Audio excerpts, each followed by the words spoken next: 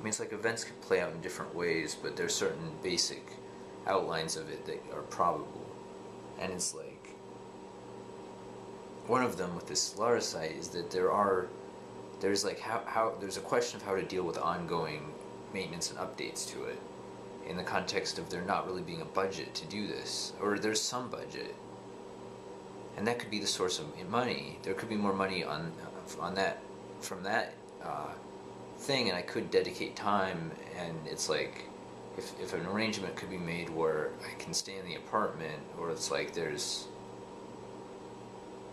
if an arrangement can be made where there's like a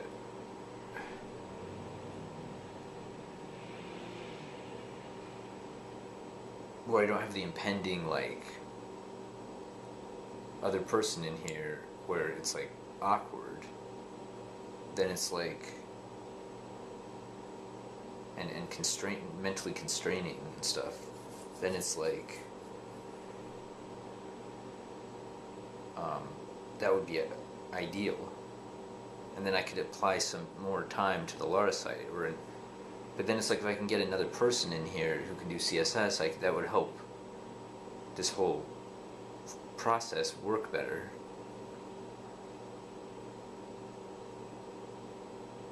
So then, I mean, there's a question of like with finding a person who can come in here,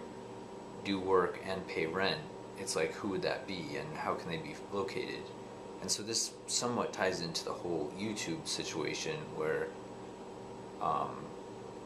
and what to put publicly on YouTube. And then it's like, if I start posting some YouTube videos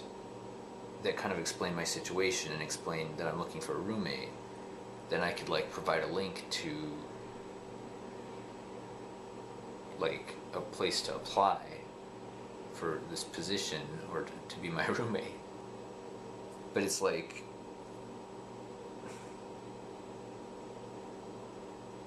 I mean, that partly ties into this whole issue with Craigslist, where there's an anonymity component, which has pros and cons, but there's also a non-discrimination thing, and it's like it's based on this general problem of people discriminating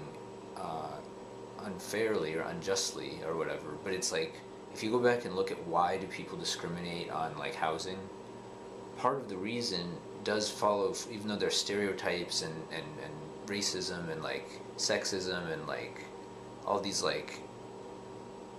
discrimination and prejudice problems. It's like a lot of it is that landlords are terrified of nightmare tenants, and then whatever stereotypes they have in their minds are going to use those to try to filter through the tenants that they get, and they may or not even be accurate, and people could end up with nightmare tenants anyway. But it ties into this concept of having a reality show concept oriented around tenant nightmares, and it could involve Richie, and it could like school people on how to do household maintenance and respect other people and be clean, and like that could be a component of my situation here. Or hypothetically, Richie could come in here after all, or that could be pitched. But then he'd face certain issues that have to be dealt with on that front, in terms of like perfecting the apartment, which could be part of a series. I mean, the reality show could be like perfect the apartment, but then it's like there's a whole issue with the apartment in general, that makes publicity potentially a problematic thing.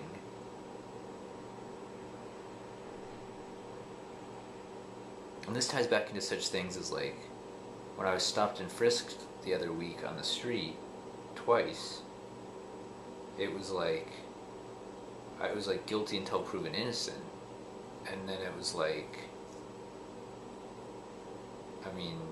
it felt like I barely averted getting like locked up for absolutely nothing over suspected weed, and it's like they were like, where do you live and all this stuff, and it's kind of like, I mean, this gets into questions of like politics and how like law enforcement and criminal justice work, and politics works within that whole framework, and kind of like the goals and interests of police, different city departments, the mayor's office, on up to like Albany, on up to like the federal government, and then of course there's like, it's like NYPD is interested in terrorism, and like as a major problem, and intelligence analysis, and then yet there are legal constraints on how they can pursue that, but still it's like they have like a heavy duty intelligence agency built into them, and they see themselves as having to basically provide their own intelligence agency because they can't trust the federal government necessarily to do what they need to do to protect the city's interests. So this relates in terms of terrorism also to such issues as Iran and the situation in Somalia, and the whole concept of Al-Qaeda and other like associated terror networks, and then the goals of different types of people who try to do terrorist activities. And this ties into the issues of individual like warlords who have certain motivations and interests and worldviews and goals, and how they kind of interconnect with the motives and goals and interests of different elements within the United States and other governments. And so this ties into this whole question of like careers, and it's like this concept of open source intelligence and the idea of intelligence analysis, including this sort of thing I'm trying to do with analyzing my own information outputs and inputs. And this gets into like risk assessment, risk management, which ties into this whole like concept, which is called collapse of compassion, and it ties into this global risk scenario thing.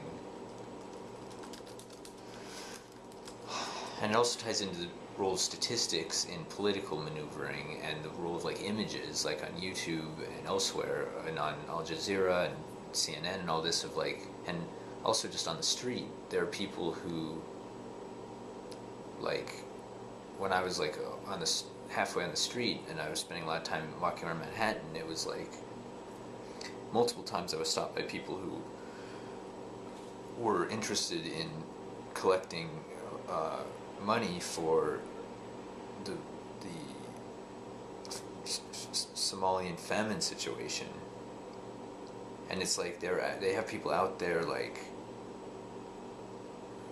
confronting people in the street basically, and like trying to sell them on like learning more about the situation there. And it's like these aid organizations are interested in this whole thing, and it's part of this whole interconnected